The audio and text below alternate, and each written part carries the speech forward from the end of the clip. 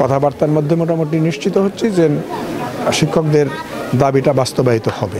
11তম গ্রেডে বেতন বাস্তবায়নের দাবিতে সরকারি প্রাথমিক বিদ্যালয়ের সহকারী শিক্ষকদের আন্দোলন প্রসঙ্গে প্রাথমিক ও গণশিক্ষা উপদেষ্টা অধ্যাপক ডক্টর বিধান রঞ্জন রায় পোদ্দার বলেছেন, আমরা শিক্ষকদের দাবি পূরণের চেষ্টা করে যাচ্ছি। শিক্ষকদের পক্ষেই আমরা কাজ করছি, তাদের দাবি বাস্তবায়িত হবে। তাই আশা করি শিক্ষকরা তাদের কর্মসূচি স্থগিত করবেন। রোববার দুপুরে ভোলার বিচ্ছিন্ন মনপুরা উপজেলার কয়েকটি প্রাথমিক বিদ্যালয় পরিদর্শন শেষে সাংবাদিকদের এসব কথা বলেন তিনি। প্রাথমিক ও গণশিক্ষা উপদেষ্টা অধ্যাপক ডক্টর বিধান রঞ্জন রায় পোদ্দার মনপুরা উপজেলার হাজারীহাট মডেল সরকারি প্রাথমিক বিদ্যালয়, 15 নম্বর কাওয়ারটেক সরকারি প্রাথমিক বিদ্যালয় ও চর ফৈজুদ্দিন ভূঁইয়ার হাট সরকারি প্রাথমিক বিদ্যালয় পরিদর্শন করেন।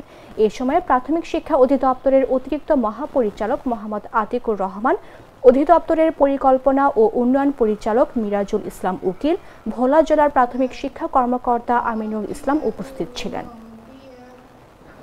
তাদের যে দাবি যেটা 11তম গ্রেড, ওইটার সঙ্গে আমরা সহমত পোষণ করি এবং আমরা মন্ত্রণালয়ের পক্ষ থেকে আমরা অর্থে আমরা বেতন কমিশন যেটা গঠিত হয়েছে সেইখানে আমরা কিন্তু লিখেছি এবং আমরা অনবরতই যোগাযোগ বহাল রাখছি এবং আমরা